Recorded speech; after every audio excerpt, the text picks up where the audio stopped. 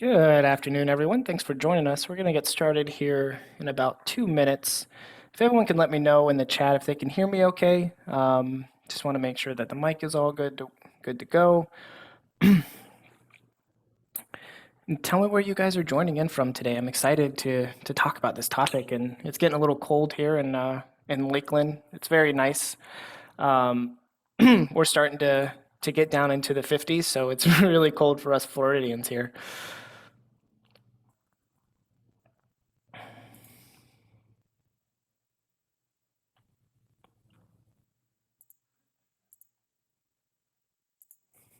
Thank you, Courtney. Appreciate it. Maryland, is it getting cold out there? Freezing. Oh, that does not sound great. Cedar Rapids, Iowa. Ah, the Arc. That is awesome. Thanks for joining us. How is Iowa doing? Is it getting cold out there as well?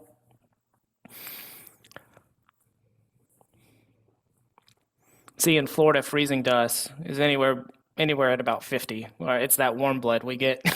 We're already wearing jackets and sweaters here as soon as it gets below 70. So, uh, yeah, the inevitable will come. That cold. That is one thing. Oh man. But thanks everyone for joining today. I'm really glad that you've dedicated the time. I know that it's really busy this time of year, so appreciate hopping on today.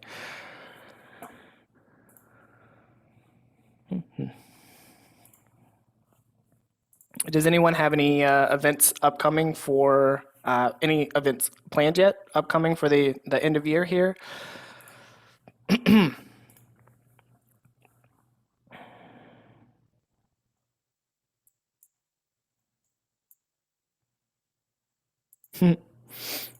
Awesome. So it is 2 o'clock, so we're going to go ahead and get started here. So good afternoon, everyone, and welcome to another Qgiv webinar. Thank you for joining me today. I know that you guys are in the full swing, planning for Giving Tuesday and your end of year campaigns, and I really appreciate you taking the time out of your busy days. For those participating in Giving Tuesday this year, I wish you all the best and that all your emails send and all the donations come in. So we have a really, really fun topic to talk about today. It's about tools and ideas for year-end virtual and hybrid fundraising events. And many of you may be wondering, isn't it a little late?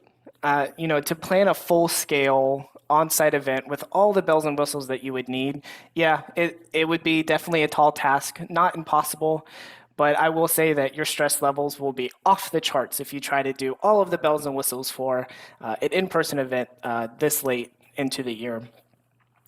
So today, what we're really going to be focusing on are about the quick event ideas, things that are easier to plan and host virtually or in a hybrid format. Our clients have hosted some great events over the last couple of years, small and large, for the year end. So we have a lot of great examples to show you today. And hopefully these ideas will inspire you either this year or if you're looking to take some of these ideas for planning for next year, that works as well. But really quick, before we do that, for anyone that is unfamiliar with Qgiv, we are an online fundraising platform for nonprofits. We have solutions for all sized nonprofits, including our year-round fundraising tools, our text giving tools, peer-to-peer fundraising, and silent auction tools. You are at the center of everything that we do, and our goal is to make fundraising easier for you and your mission, and to help you raise more money online. So a few house notes before we begin. We are recording this webinar, and we'll send you a copy of it after the session today. Please feel free to ask any questions that you have. There is a chat box. I would suggest using that for any general discussion that you have. And there is also a Q&A option as well. I would suggest asking any of your questions that you would like me to cover at the end of the presentation today into the Q&A option. And if you have a Twitter, please share your highlights and takeaways with the hashtag QGivWebinar. Make sure to follow us at Qgiv. So a little bit about myself. I have been here with Qgiv for a little over 3 years now. My job and expertise is in digital marketing and optimizing the user journey. I enjoy volunteering. I am the head of the committee here at Qgiv for our volunteer committee, and I've volunteered with many different nonprofits here in Lakeland. And I do have 5 animals. I have 3 dogs and 2 cats, so you can imagine it's a zoo at my house at all times of the year. So let's start with a very important question. Are virtual events still the norm? And the answer might surprise you, might not. According to the research by LinkedIn for Nonprofits, which is a professional group, 55% of nonprofits are going hybrid. So yes, dedicated virtual events are still normal, but we are starting to see nonprofits start to transition from a virtual-only event to start including some of those in-person elements that are included within a hybrid event. And so what is the difference between a virtual event and a hybrid event? So both heavily rely on online activity and support. Virtual, obviously, with it being dedicated online, you rely with all of your online activity and support. But with hybrid events in particular as well, you're still accepting registrations, you're still having that virtual component all online as well, and you're looking to garner all of that activity and support through an online channel. So both of those styles, they really do heavily rely on that activity and support from online sources. But virtual events do take place entirely online, and hybrid events have a combined online and in-person element to it. One thing to note here, nonprofits, including those in-person components, have seen a lot of success with overcoming some of the hesitation that we see from donors by implementing some requirements during their events. That can include masks, that can include hand sanitizer stations where you're at, and keeping everyone socially distanced to ease any concerns that donors may have. This can increase the on-site attendance from those donors if you have those types of requirements in place. Why should we focus on virtual? Well, the first reason is, COVID is still a thing. It's still around, and we still need to balance that fundraising with staying healthy and safe. Again, some donors may still be hesitant to attend in-person events. So it's important not to limit the scope of what your donors can do to support your organization, and why hybrid is such a very powerful tool for your organization to use is that it does include that virtual component. One, for any donors that are still hesitant, but 2, it does increase the awareness of your organization online and helps donors support your organization, whatever their preference may be. Another thing is that we have seen that donors are willing to participate in virtual events. And going back to that donor hesitation that I was just talking about, if a donor doesn't feel comfortable with an in-person event, they still are willing to participate virtually. And we've seen this over the last year and a half when we started to transition only to virtual events online. Donors are comfortable with it. They're going to want to use it and participate for those, especially those that are still hesitant for those in-person events. And finally, adding that virtual component to your events helps your nonprofit extend your reach. First, like I said, it does alleviate that donor hesitation we mentioned previously. And on top of that, since in-person events are locked by a location, virtual and hybrid formats are not. Donors can participate in this type of event wherever they are in the country. So that will help you find and capture donors that otherwise you wouldn't be able to participate in your event. So let's talk about what we're going to cover today. So we're going to take a look at how organizations are successfully raising money with virtual and hybrid events. With each example, we'll have a takeaway you can apply to your own events and a tip for how to use Qgiv's tools to keep your supporters engaged and excited about your event. What we're going to look at today are standard fundraising events, peer-to-peer events, and silent auction events. And like I said, one thing I want to emphasize is we are getting close to the end of the year. So we're going to talk about some of those quick event ideas that you can implement now and set up before as a final event before the end of the year. But any of these ideas can be used in 2022. So make sure you know any ideas that you like and that you can use in your future fundraising campaigns. So first up, let's talk about some of the basic best practices and how we need to communicate our virtual and our hybrid formats. And you want to take these steps regardless of the audience or your event type that you're hosting. First and foremost, communication is the key to everything. Make sure that you're sending personal communication to supporters that, one, explain how supporters can participate. If you're hosting a virtual only event or a hybrid format, make sure to direct donors how they can register online and how they can participate and be involved with your event.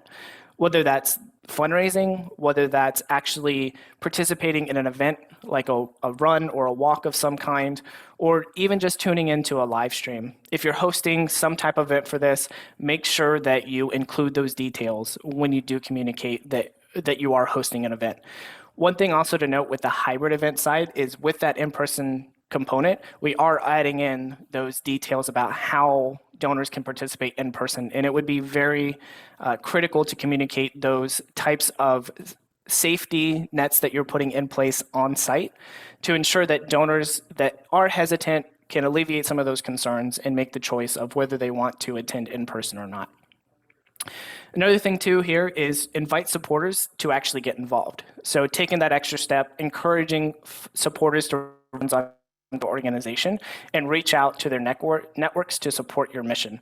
So this just extends your reach. This empowers your supporters to do more for your organization and raise more for your mission.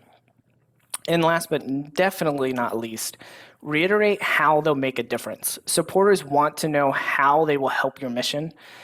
Make sure to tell them and show them and how they are making a difference for you and your mission. And you can do this when you're sending out appeals, when you're posting on your social media platforms. You can do this on your event registration or donation forms, your event or registration or donation form landing pages as well. You can also include this on your confirmation pages, receipts, and thank you emails. There's a wide variety of places for you to show your donors how they are impacting your mission and helping you do the critical work that you need to do. And that can come in various formats too. That can just be text, that can be through images, and that can be through video as well. So make sure that you provide those different formats for them so that they know how they are affecting your mission. Continuing on the trend of communication, make sure that you are communicating regularly on your social channels and through emails so that donors stay updated on the event and any changes that may come to the activities that you're hosting online or in person, or both, if there's a change on either of them. Be clear how participation will work and what supporters can expect. So are you expecting them to participate in person? Are you expecting it all online? The different types of formats that we're talking about here, and make sure to include the some type of how-tos or guides or any other information that you can provide for supporters so that they understand how to participate in your event. And be ready to help supporters and troubleshoot any issues. We have a wide range of people that attend our virtual and our hybrid events, and technology can be an issue. So make sure that you're available, you have the volunteers or your staff in place to make sure that any troubles that do pop up, you're ready to support your supporters and troubleshoot any of the issues that they may have. So let's start with standard events. So this is kind of a loose term, kind of like evolving to it, but in general, a standard event are any events that you host that don't include that peer-to-peer fundraising or that auction element to it. So peer-to-peer fundraising being you're empowering your supporters to raise funds on behalf of your organization, or the silent auction elements where you're actually having donors bid on items to raise money for your mission. So standard events don't include these elements. So these are just events that you would host. It's a one day, some type of registration fee, and you may be selling items for it as well. So some great ideas that you can implement here for some standard event ideas. Streaming a holiday themed movie with purchasable snacks. So these are great hybrid events since it can be a fun night in for families or a great outing with kids or for the kids for their favorite movie, right? Make sure to add options for moviegoers as well to buy snacks for the movie. So, they have a little something extra and your organization can sell a little bit more. Just a side note here that when you do show a movie that is has some type of copyright, you need to obtain a license to show that. One way that you can show a nice holiday themed is like working with a local university to get like a short film or some other type of way. I'll show you an example about that here in a minute, but that's another way that you can do it. So, but just remember, if you are showing some of those big box movie ideas, that you will have to obtain a license to show that. You can send holiday gifts to underprivileged kids, and you can do that when you're collecting toys through a toy drive or some type of toy donation that you're doing, hosting some type of event for that. We have holiday letters and greeting cards. So this is something that kids can put together to send to the elderly on the holidays. Have kids or a teacher register their class to create letters or cards for the elderly to send to them on those holidays. Offering some type of an experience like concerts or a cooking class.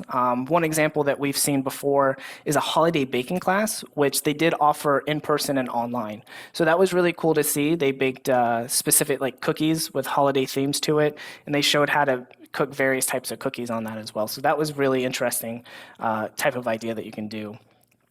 A telethon style fundraiser, those always will work. Those are always really solid. Food drives with some type of entertainment and a live streamed event, and other simple activities or fundraising challenges. And one example of that we have here is the Everest Challenge. So the Everest Challenge, it challenged supporters to climb the stairs in their home, post an update on their social media, and then tag someone else to challenge. Challenge them to raise awareness for the mission, right? So this was something that they came up with in a challenge, and that spreads awareness, but it also provides some of that challenge that people look for, and it also provides an activity for people to do at home. So that's one great example of how you can implement some type of challenge into your events this year end to raise more. One of the ones that I was mentioned earlier with the film, we had a film by bike. So they worked with a local company, and they got a local short film on some biking, and they included and sold goodies such as beer and some trail mix as well, which is really cool to see. And they sold raffle tickets as well, so that they could generate even some more funds as well. We have another example here, Central Missouri Humane Society. They hosted a telethon. They had a live stream. They sold raffle tickets. And essentially, it was to help get some of their dogs and animals adopted.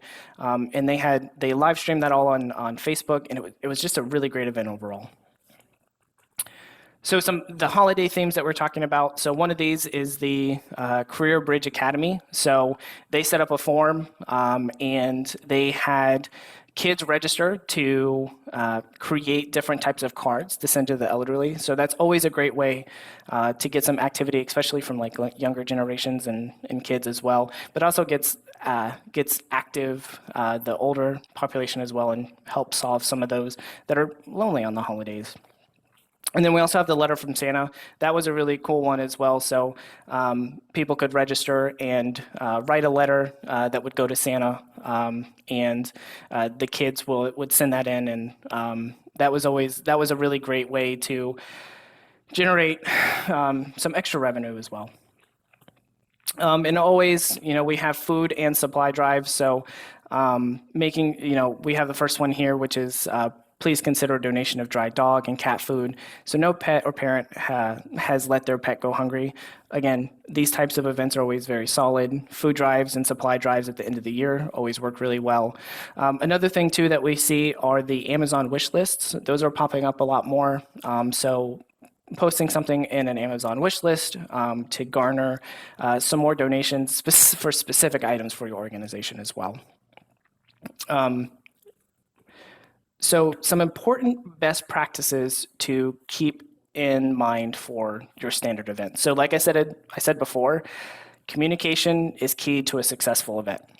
Make sure to spend time on your automated receipt that you have. It's a very valuable place to communicate participation details and other important information about your event, which goes back to make sure that you're showing that visual impact that donors are doing. You can do that through your automated receipts as well. And to boost event participation by intentionally recruiting people, will spread the word about your event, especially on social media. And that's where some of those challenges will help as well, where you can empower your donors and supporters to reach out to their networks and challenge other people to do those types of things. So always a great way to get people involved. Some Qgiv tips and tools. So our event registration, you can register all of your participants for your events. It is available for all Qgiv users on our $0 a month start package, which includes both our donation forms and our event registration system. You can build different packages. You can set up even private packages for people that are registering for the event, and you can add promo codes that can apply discounts to the overall registration fee, such as like an early bird or like a last minute, or if you want to set up a specific like promo code for people that come through a specific channel, you can do that as well. Update your receipt. So use the conditional content feature that we have to include specific details about your participants' registration, and that personalizes that receipt for them. It just adds another extra layer of personalized communication to your donors. Use our reporting system to pull a list of your registrants from the Qgiv system, so you can send them important updates, Zoom links, and anything else that they may need to know about the event during or before the event as well. So you can do all of that through Qgiv. Really great tool, very versatile. Highly suggest it. So let's move on to peer-to-peer events. So we have a ton of peer-to-peer events that our clients host, and we could literally show you all of them. Seriously, we have a ton of these, but we're going to limit it for you so that we're not here all night. So peer-to-peer events empower your donors to fundraise on your behalf. So some great ideas to implement this end of year: have board members or other leadership set up personal fundraising pages to raise money. So one example that we saw from over the last couple of years, the Battle of the Execs, which is a cook-off between the leadership team at a nonprofit. And each is in charge of raising funds before the event and when they're going during the event. As they're doing the different types of cook-offs, supporters that are watching the live stream can actually vote on their favorite baked goods by submitting a donation. So that's always another way to get supporters engaged during the live stream as well, is to make sure that you are offering that type of engagement. So this is a great way to generate donations and that people can vote based on the dollar amount that they give to the exec that they think has the best baked good. Another one, a classic: hosting a walk, run, bike, or any other fun activity like swim or dancing. These are very versatile, something that works really well in a hybrid format as well. We can always go set up a venue to have a run and walk, or they can participate at home using like a Strava app or some other activity app that tracks their different types of movements that they would do. And a suggestion would be tying that to some type of holiday theme. So we've seen a Santa Dash come through, which is really great. This is a little bit outside of it, but like we just saw a costume run that happened. So there's a lot of great ideas that you can generate for these types of events, and that you can make them specifically holiday themed as well. Like we mentioned before with contests or challenges, but what we're taking here with the peer-to-peer event is we're on a similar note as the Everest Challenge, but we're taking it a step further. We're now asking our supporters to raise funds on our behalf, right? And those challenges or those contests overall contribute to our fundraising goal. So for example, we had a gingerbread event, and people could create gingerbread houses, and then people voted by donating to those favorite houses. So it's similar to the board exec, but it was in a more of a it was more offline, not during the live stream. People uploaded the photos of theirs, and then they had supporters vote. They would reach out to their network on like social media, and then they would come in and vote by donating to that. And the one that had the most was the winner, essentially. So those are great ways to generate some great engagement and donations for your organization. And then a DIY fundraiser. So these can be year-round, but specifically that we would like to implement during the year-end is asking family members to donate their holiday funds to the needy, right? So this is more going away from like the marriage type of DIY fundraising, like or donate your birthday funds into more of the holiday themed, donate your holiday funds that you would have for me specifically to the organization that I'm raising funds for. So that's another way to generate some ideas here. Another classic, luncheons or other table-based events where you can raise money instead of just selling the tickets to your events. Really, anything creative, anything that makes your nonprofit unique, you can implement these into any of your these peer-to-peer event ideas. Again, you have to be mindful of the time of year. And the planning that goes behind these events and securing a venue and things like that. But in terms of a virtual event, you have a lot of creativity and you have a lot of opportunity to get some of those in place at the end of year here. So some examples. So that top one here that we're talking about, the DIY fundraising, you have birthdays, weddings, milestones, memorials. Basically, people sign up for a personal fundraising page to donate the funds that they would have, whatever they get that money from for like a graduation, their birthday, or an athletic event, or their anniversary. And then they would ask their networks to donate to your organization on top of that. This is the gingerbread home build that I was talking about. So that one was really cool that they implemented. People uploaded the pictures of their gingerbread houses and they voted for specific homes by donating to the organization. And there's the Santa Dash. That's a beautiful event there. Another thing too is what we have here with the Minds Matter. They had a volunteer run, which was all of it was donated. All of the funds were donated directly to the organization for the students that they had. So some tools and tips for Qgiv. So give your participants the tools they need. Add those fundraising tips, logos, and other tools to the resources section of your dashboards.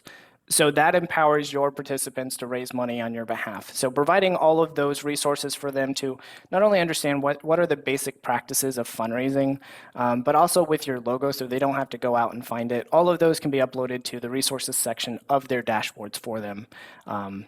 Set up some type of competitive element. So for example, here we have fundraising badges. The gamification portion always keeps participants engaged with your organization. And our data shows that badges really help inspire people to continue to participate and get supporters and raise funds for your organization. Use our email campaign tools to connect with different segments of supporters. So you can nudge those who have signed up, but they haven't been active. You can encourage those that are really, really close to achieving their goal. And you congratulate those who are just really killing the game. They're making a lot of money. You can set up some automated emails within our tools to make sure that you can trigger those types of emails and keep them encouraged to raise funds on your behalf. And also you can add email and social post templates to your participants' dashboards. Fundraising is hard, so try and help them out. This kind of goes along the lines with the fundraising tips. The types of emails and social post templates will help them kickstart their email campaigns or their social campaigns to reach out to their networks and raise funds for your organization. So we're going to move on to silent auctions. And it's very, very important to note that auctions can be very hard to pull off in a short time frame. Virtual would be the easiest way to go, so you don't have to secure a venue this time of year, and leaving the auction open for several days so bidders can enjoy getting in there and bidding on a specific item that you have up. Leaving that open for several days it would be very important to garner that type of engagement. And another thing too is acquiring items is difficult, especially if you haven't started yet. So right now, it would be best to focus on items that you can acquire quickly or that you already have in hand. And if you have a theme, You can add like a collection of items around that theme. Like if you have wine that you're selling, that you're putting up for bid, adding some type of gift basket with like an assortment of cheeses. That would work really well with that, and some crackers, anything that you can think of to help spruce up that gift basket idea. Or we've also seen other auctions that hosted that they only have like one big item that they have up for bid. And it's like an experience or something else that's really expensive that so donors would enjoy participating in and engaging on and bidding on. So those are like, just keep that in mind. These are, got to go quick on these. It's very hard to set up an auction in under 30 days. But when you do set up that auction, there's a great way to make it memorable. So first, use streaming video to provide any type of entertainment that you have during the event. So that can go outside of actually providing like live music and things like that. We've talked about through the entire webinar today where you could host sort of bake-offs or other types of, there's wine tastings and things like that. So those types of elements or cooking classes, those types of elements can be included for entertainment alongside the auction. So really, if you're already planning that type of event, adding on an auction at this point would just be about acquiring those items so that supporters can bid on them during this time of year. Make sure to include participation information on the registration page and receipt. So there's multiple ways that other organizations handle bidding. Specifically with Qgiv, we have two ways. We have a web-based version and we have an app-based. So making sure that you include that information on your registration page and receipt, that this is how donors can participate, will help them to bridge the gap on how they can find the items that you have up for bid and then how they can actually join to start participating. Let your participants look over your auction items a day or two ahead of time. Like I said, this can be, if you're going to limit it to the specific time of the event that you have going on during live stream to garner some more interest into your items, then I would, opening up those auction items that they can see a day or two ahead of it will help them identify which items that they're most comfortable with. If you're going to leave the auction items open, this step doesn't necessarily need to be taken, but it just depends on how you want to set up that type of bidding. Highlight big ticket items or unique packages on your social media channels. So when you have these big items, it's very important to make sure that donors are aware, one, that is available, and two, what the benefits are of that package or that big ticket item. So make sure that you communicate those on your social media channels and really garner some attention for them before the event and during. We've also seen organizations include these types of items during the live stream event that they have. So they specifically have someone call up to talk about those items and have donors start bidding on those during the event when they're hosting it. You can also include an online raffle. This, it just expands more of your organization to raise more funds online and allow participants to buy some raffle tickets and then stream the drawing when you do it, whether that's, in the middle or the end of the event, but make sure that you stream the drawing of those raffle tickets. And include some fund a need items in your event. So your non-bidders that aren't going to participate in the bidding side can also support you too. So some silent auction examples. So we've had a lot of great ideas that have come through.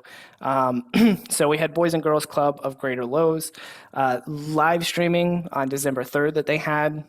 Very great event that they put on. We had a wine and war taste history in a new way. So that was an interesting one.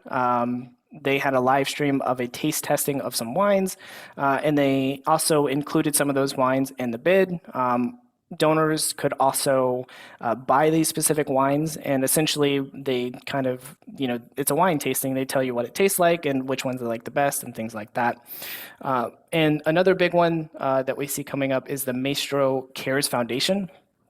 So they run this every year. They actually have Will Ferrell attending, which is gonna be great. And they're including both the online and the virtual components of that as well. Just a whole gala with a lot of bidding going on with it. Important best practices to remember for auctions. And if you remember all of my bullet points so far, it is about communication and being able to effectively communicate to your bidders and your supporters that are coming to your event all of the details around the event and how they can actually participate in bidding. And make sure that early on that you establish one point person at your organization who will handle questions and help any people participate.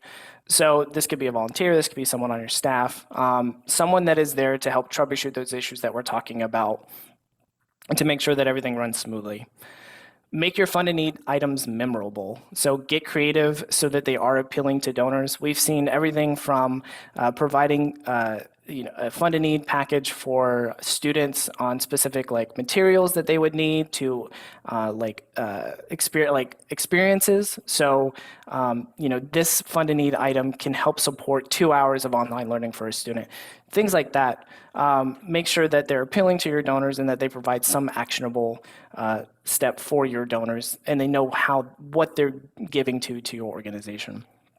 And then try a raffle, regular raffles, Wall of Wine raffles, the 50/50 raffles. Any of these versions are really fun and engaging in person and virtual. So even if they can't bid on those big items, they can at least participate in the raffles that you have.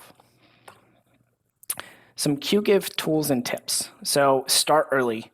Like I said, it's very hard to plan a very big event this deep into the end of year, but make sure you have at least 30 days if you are planning in an auction, especially if you need training on how to use the system and some other type of support items that you would have for help on site with your event and things like that. Make sure to enable push notifications. So within the app, letting donors know when they're outbid on an item is very important. And it's a way to encourage them to bid more so that your organization can raise more. Push notifications are huge. They drive a lot of competitive bidding between supporters at and during your event. So enabling those is a big deal, drives a lot of competition. And if you have a ton of items, make sure to separate them into groups and then schedule each group to go out at different times so that items don't get lost in the shuffle. We see that when you have a ton of items, some of them get lost, they get buried down deep, and donors don't know that they're there. So you can set up different times. For an example, you have your first 50 items open at 6 to 8 p.m., and then the next for 8 to 10 p.m. So make sure to look into how you can increase the awareness of all of the auction items that you acquire. And then take advantage of our support and training. We have a great support team. They're always here to help, and taking advantage of them, they're very knowledgeable, helping with auctions. So I would advise that you take advantage of that support system that you do have here with Qgiv to learn more about hosting an auction. So while you're planning, remember that your supporters love you and want to support you. And people are used to the virtual side of the campaigns by now. So you can do this, and you can, during this end of year, you can make it happen. So today's big takeaways: standard events, great way to connect with your supporters without doing a ton of planning. Every Qgiv user has access to that event registration system. So I highly suggest that you check it out. If you are hosting a silent auction, make sure to at least include a virtual component so that donors can participate in that type of event wherever they are, and you can increase the awareness of your event and your mission. There are tons of peer-to-peer events, and a lot of them can handle that virtual component that we're talking about. So hybrid is not that hard, or a virtual-only component as well. So there's a ton of peer-to-peer events that you can host and that you can set up quickly as well. Good communication is your #1 fundraising asset. So make sure that you communicate with your supporters about your event and how they can participate and join your event online or in person. And just know that your supporters want to help you. Tell what you need and show them how they can get involved with your organization. So if you currently are a Qgiv customer, you can go ahead and email us at support@qgiv.com if you have any questions, or if you want to learn more about the Qgiv system, or get in touch with your customer success manager to help you with any type of these event ideas that you want to set up. If you want to talk, if you're not a current Qgiv client and you want to talk to us about using Qgiv, feel free to email us at contactus@qgiv.com. We'll get you in touch with one of our sales sales team to show you the platform so that you can see all the power that you have with Qgiv itself. And if you have any questions about best practices, check out qgiv.com/blog. We have a ton of resources on there that'll show you the best practices for hosting a peer-to-peer event or an auction event or a standard event. We have a ton of ways on there. We have everything from how to host a virtual only to how to host a hybrid event to how to host an in-person. We have the full gamut on there. So I'd highly suggest if you want to learn anything else about best practices, check out the Qgiv blog. And it looks like we have month to month. So we have one question here that I see that came through. Can you purchase your program on a month-to-month basis, or is an annual pay program? Will you have to pay for the year or for 1 month or 2 if needed? Thanks, this is an amazing program. So Cindy, I have good news for you. Our packages that we have set up, you can add or remove packages whenever you want. So essentially, you can pay for 1 month, you can pay for 2 months, or you can pay quarterly. We do not lock you into a long-term contract. And like I said previously, our start package that we have is $0 a month, and that includes both our donation forms and our event registration forms. Peer-to-peer and auctions are an add-on package that we have, and you can only use those if you only want to use that for a month. If you only want to use that for 2 months, you can. There's no commitment for the whole year. Just pay for the months that you want to use it, and then you can remove those packages when you're not using them. Awesome. Do we have any more questions?